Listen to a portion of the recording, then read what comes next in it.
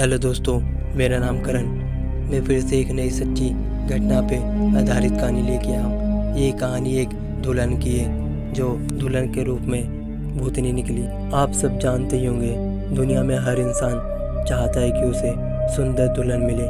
सोचिए, अगर शादी के बाद घूंघट उठाते ही वो दुल्हन भूतनी निकले तो आपका क्या होगा। आपका तो पता नहीं, लेकिन भारत के बिहार राज्य के दरभंगा ज़िले में एक नेहरा नाम का गांव है जहां ऐसा ही हुआ है। आइए आपको पूरे किस्से पर लेकर चलते हैं। नेहरा नाम के इस गांव में स्थानीय लोग बताते हैं कि बहुत सारे पहले इस गांव में एक नौजवान की शादी हुई और वो जब वापस दुल्हन लेकर लौट रहे थे, उस समय डोली में बिठाकर दुल्हन को विदा करने का प्रचलन था। जब डोली उठाने वाले रास्ते में थक गए तो उन्होंने उस डोली को एक पेड़ के नीचे रख दिया और आराम करने लगे और उनकी आंख लग गई। कहा जाता है कि इस दौरान एक भूतनी ने उस दुल्हन को मारकर उसके शरीर पर कब्जा कर लिया। इस वाक्य के बारे में किसी को भी नहीं पता चला और डोली दुल्हन के घर पर पहुंच गई। मैं जब देखा तो दुल्हन घूंघट में आराम से बैठी हुई थी।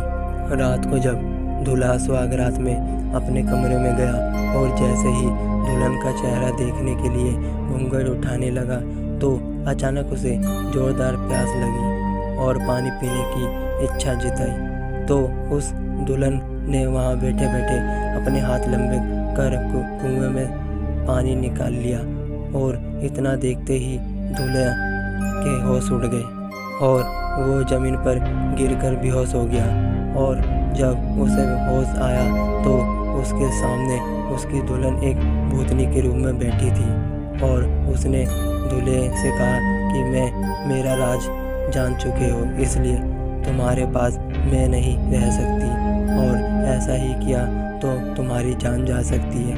मैं इस गांव में एक दुल्हन की तरह आई हूँ और आज से ये सारा गांव मेरी निगरानी में रहेगा। सारे गांव वालों को बता देना कि वो अपने घर में एक रखा चूल्हा अगर उत्तर में है तो उसे दक्षिण में रखे, जिससे गांव उत्तरी और विकास करेगा।